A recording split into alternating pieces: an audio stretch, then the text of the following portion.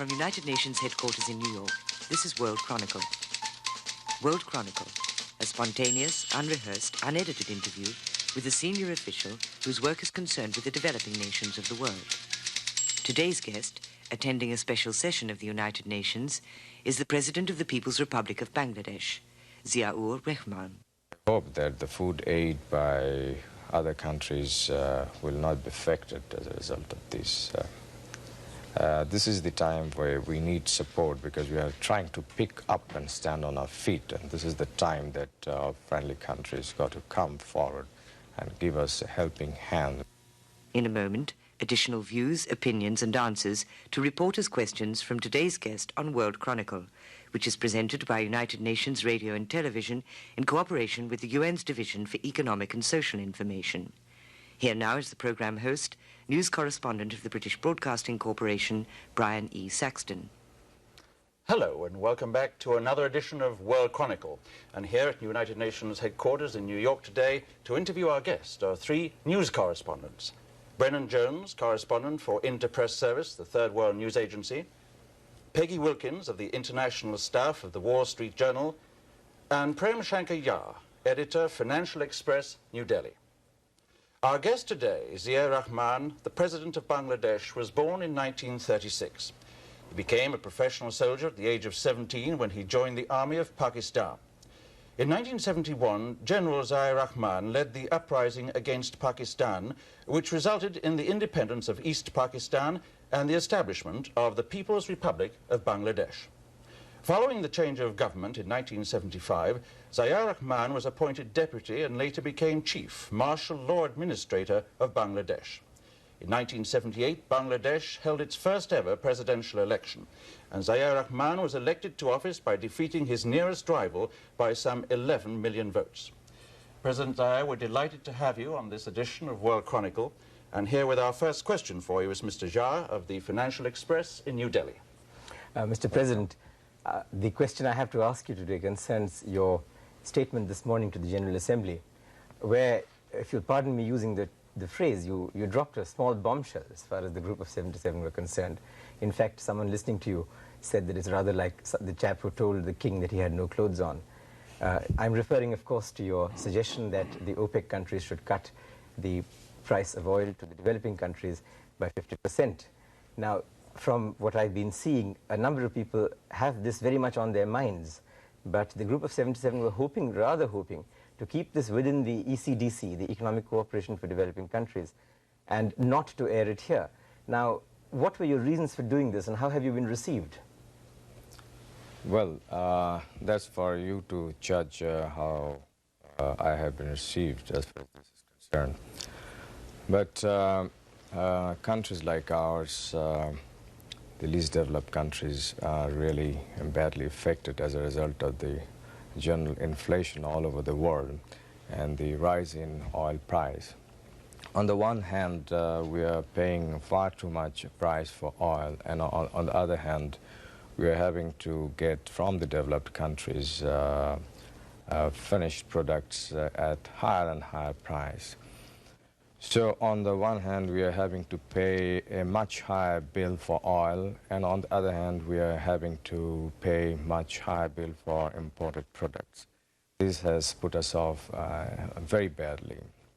So we have to find out ways and means by which we can balance up this maladjustment. And it is with this objective that I suggested that the OPEC countries should think of supplying oil at that price level to the least developed countries. Well, the point is, I think they had rather hoped, if I'm not mistaken, that they would avoid the separation or the isolation of the oil issue or the oil price issue from the other issues of how to recycle in the international liquidity, changes in the representation of various countries on the board of governors of IMF and World Bank, and other issues which are structural in nature. Now, your statement seems to have gone against this trend inside the Group of 77. Would you agree with me on that? I don't think so. These are all interconnected. The price of oil has direct bearing on all other issues related to economy, and especially to the developing and least developed countries. So I think this is right. Peggy. Thank you. Yes. I'd like to ask you about the commodity agreements. Does Bangladesh stand to gain from those? And what do you think of the prospects for coming to some commodity agreements out of the UN session? Would you just clearly say what you would like to know? Okay, the agreements that would stabilize prices of commodities, and I assume that you would benefit through jute, for your jute and for your tea, perhaps other commodities. Can you comment on what the United Nations is about to do in terms of stabilizing commodity prices and how Bangladesh could benefit? Yeah, thank you very much. This is again very important for us, this commodity price agreement, because we find that for our raw products, countries like us are mainly exporting raw material. And for this, unfortunately, we are getting lesser price or not attractive price. So this has decreased our exports in real value. So if an agreement like this is reached through negotiations and understanding, it is going to help countries like ours reasonably well and keep our export balanced, and we can see beforehand and know how much we can earn from our exports. This will help us in planning our production in the country and our export over a period of substantial time. And specifically, your exports that would benefit would be jute, tea? Yes, jute, tea, leather. Leather, yeah. Yeah. What do you think the prospects are for an agreement that will benefit the countries? Well, as I said this morning, it's not an easy thing. But we got to keep moving with the negotiations and find out new formulas which could be acceptable to all the parties, and especially formulas which will, in real time, benefit countries like ours. Here, I would like to say one thing, and that is that some of the countries like ours have a lot of untapped resources, unexplored resources, unutilized resources, natural resources. For our country, we can say, such as the gas, natural gas, good prospect for oil, limestone, coal, which have remained unexplored or fully developed. So, this way, we would be able to foresee our exports and plan our economy. Mr. President, I'd like to get back to the question about the bombshell that you dropped this morning. The talk in the corridors of the UN and amongst many delegates is that we might see a split here in the group of 77. Are you thinking of trying to take leadership and forming a least developed country bloc to try and move away, a coalition of some sort to deal specifically with your set of problems? And the other question I'd like to ask is, it was hinted by U.S. Ambassador McHenry what the content of your speech would be and that we should watch it closely. Were you consulting with the U.S. government on this, and was there any kind of deal that was struck? The answer to your first question is that there's nothing like that. This is a thing which have been, I understand, mentioned by others earlier. And we felt that it is better to say it here, and I don't think this has any prospect of splitting the group of 77. And let me tell you, we had no talks with anybody on this count. If anybody said, must have said on their own. But then how did Ambassador McHenry say with great confidence? He said, I don't want to steal the thunder of President Zia, who will be talking to you a little later, but you should listen to the speech being given by the President of Bangladesh and what he has to say about the energy question and the price of oil. I'm just quoting him. Well, I think you should ask him to answer this question. He must have good intelligence. I'd like to refer to a very interesting magazine article recently, sir, which described you as being the super salesman from Dhaka, taking the message around the world that Bangladesh has a stable government and is emerging as an attractive trading partner for both East and West. Did you see that? And if you didn't, how would you react to that? Well, I don't know, but during the last 1 or 2 years, I have undertaken trips to really many countries, both in the East and the West. The object, one should have understood that we were colonized for a long period, as a result of which we remain undeveloped, whereas we have tremendous resources. Firstly, the land is so fertile, and in agriculture, our return is so low. As I said a few minutes ago, we have several others, very valuable natural resources which have remained undeveloped, unexplored. For this, we got to talk to people who have the money, who have the technical know-how. And apart from this, being a new country, I had decided to visit as many countries as possible. And I think these visits have really helped us a lot to project Bangladesh in other countries and discuss with those countries' leaders as to how economic cooperation could be built up. And as a result of these visits, our assistance from abroad has increased over the last 2-3 years. And the economy in our country are gradually picking up. May I come to a related question to this one, which is the one of, shall we say, regional cooperation. One of the problems that we all face in common is, in fact, the oil price, if you like, the balance of payments problem.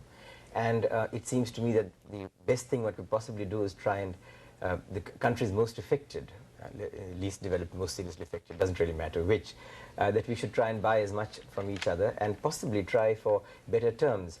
Now, for instance, all the 4 countries of the subcontinent have an interest in tea, in jute, in leather, and textiles to a large extent. And at the same time, at least one of the countries, which is India, is producing many of the products that you would need, for example, cement or textile machinery, at very, very much lower than world prices. Now, what is anything being done? Are you thinking of something towards regional cooperation, or is it all snagged up on big issues like the Farakka barrage and things like that? You see, you're aware that a few months ago, Bangladesh proposed a forum on the basis of South Asian countries. And this has been well received by the various countries of South Asia region. And the object is that through this forum, we could do many things which will benefit the region as a whole. And under that forum, trade, commerce, and other bilateral relations, regional matters could be discussed, as in case of other regional forums. I'd like to pursue a question on the issue of food aid, which is certainly an issue in the United States where this can be seen. There's an awful lot of solid documentation that has come up that perhaps too much food aid is going into Bangladesh, that recently the British government curtailed government-to-government aid because of what they saw as some of the abuses there, that the rationing program tends to go to the urban population and to civil service workers, and that it's had a negative effect on agricultural production because of it's a disincentive to the producer. How do you respond to those criticisms, and what really is being done? Right.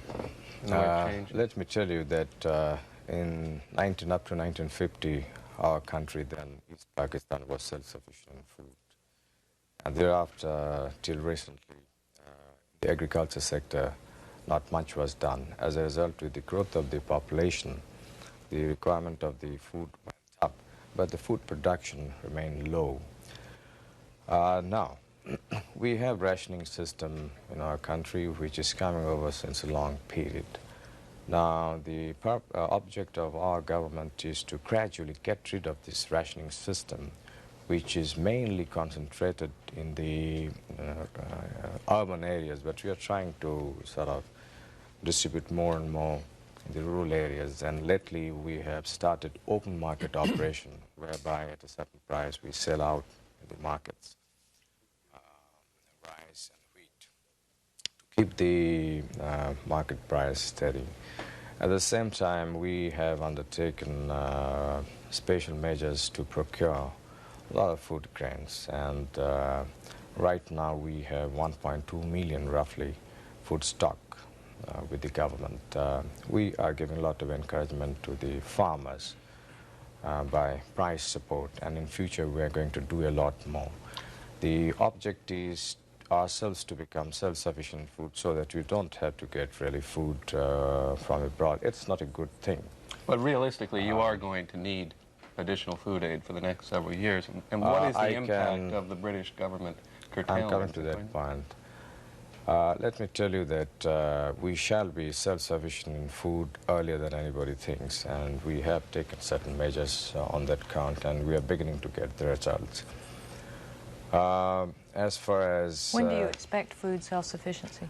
I think in the next 2-3 years' time, or maybe a little more, maybe a little less, because we have launched a sort of special program on this count, and we have got very good results, and the next 1 year will give very solid indication about it.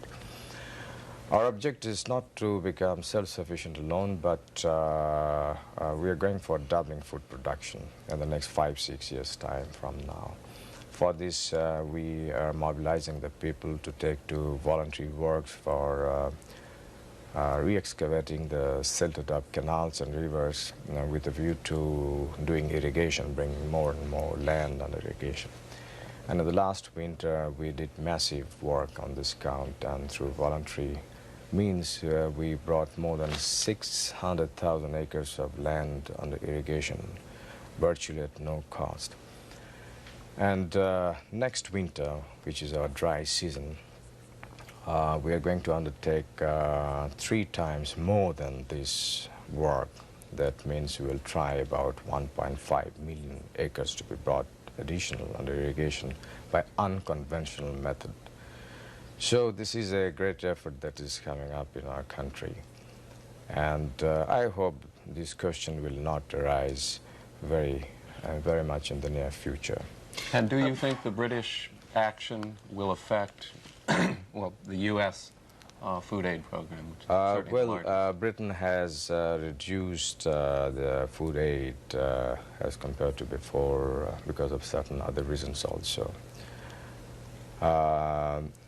But I hope that the food aid by other countries will not be affected as a result of this. This is the time where we need support, because we are trying to pick up and stand on our feet, and this is the time that our friendly countries got to come forward and give us a helping hand in a big way. Perhaps on that we move into, I think, into another area which is very much in the news these days, Islamic solidarity. As you know, Bangladesh talks constantly of the need for increased solidarity. So I think we do have to ask you the question, how do you view recent events in Afghanistan and Iran as being a potential threat to that solidarity? Well, the Islamic solidarity is building up, and I hope in the near future we shall be able to overcome these problems through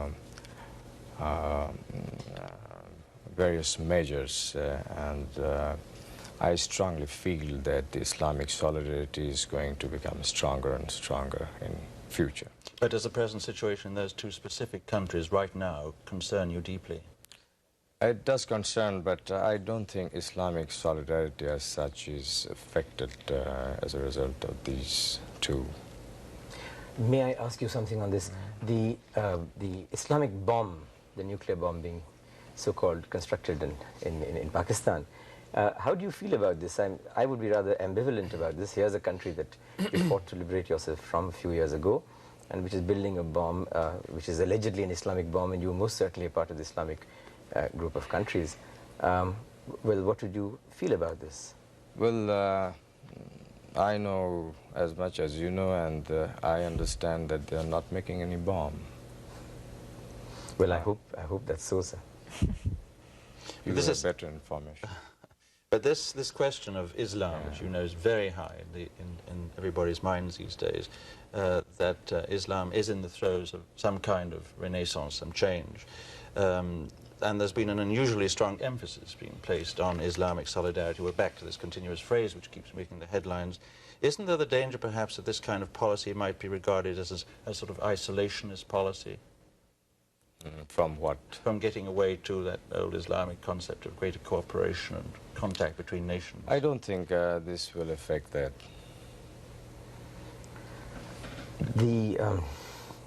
I wonder if... no, please, after. Are you on the same line? If we have in our few minutes left, I'd love to pursue this because it is a terribly interesting case. Well, I wanted to ask you about a little more about Afghanistan and your reaction to the problem there, and how you feel, what can be done, I mean, what would you like to see? Well, I think our position on Afghanistan is quite clear, and we feel that the foreign troops from Afghanistan should be withdrawn, and the people of Afghanistan should be left on their own to choose their system, political, economic, and government system. Well, I think the obvious other question is Iran. I think your foreign minister in Islamabad in July did say that he thought the situation in Iran was a threat to regional security. And I think there was the idea of setting up a contact group to help solve that problem. What has been the latest news on that? Well, I precisely don't know, but I think they are making all efforts to work out some understanding with the present Afghan people or government. I don't understand. I don't have the exact information, but they are approaching in various ways to realize their objective. My question gets back to what the UN is doing here in the special session. I think most people have the assessment that not much is going to come out of it, which leaves Pakistan, or Bangladesh, very much in a situation like a lot of developing countries. Insufficient assistance from the North, or concessions by the North, and probably not much from OPEC. What does a country like yours do then, given the inflation rate, given the world economic crisis? And if you could also follow that up on what do you tell the world in terms of the things you are doing to meet your own energy needs within Bangladesh? Good, I think that's a very good question. It's a very difficult problem, let me tell you. But this should not dishearten us. There should be less of pessimism and more of optimism, and we should move forward and negotiate, carry on with the dialogue, talk, and find out formulas which could bring better results in this. As far as we are concerned, we are not sitting idle. We are developing our natural gas, and we have sufficient natural gas. I think in the near future we are going to sort of bring gas under more utilization. We may sell natural gas as LNG and use natural gas as CNG and things like that. And we are now exploring ourselves for oil. There's very strong indication that we have oil. And we hope in the near future we may have oil, we may get oil in our country.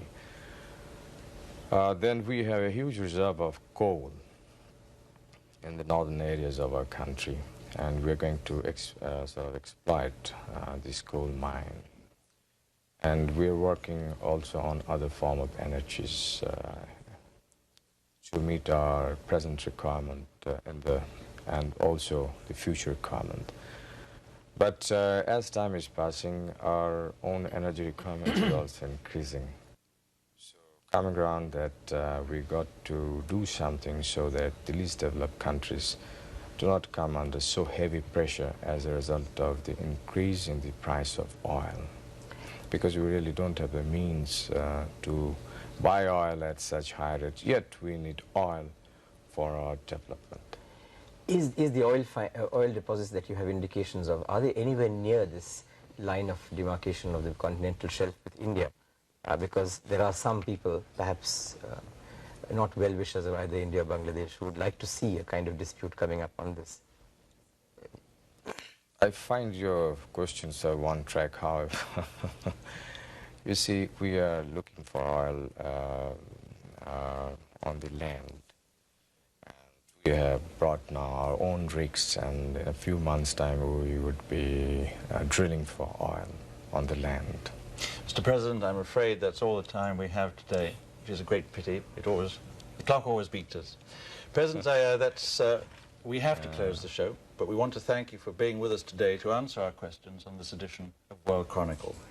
Our guest has been Ziaur Rahman, the President of the People's Republic of Bangladesh.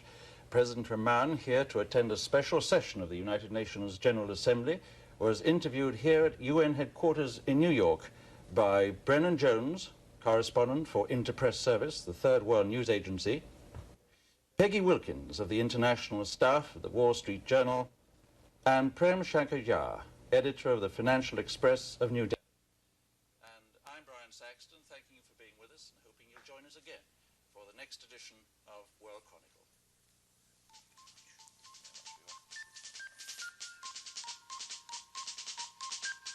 Transcripts of these interviews may be obtained without cost by sending a stamped, self-addressed envelope to World Chronicle, United Nations, New York, New York, 10017.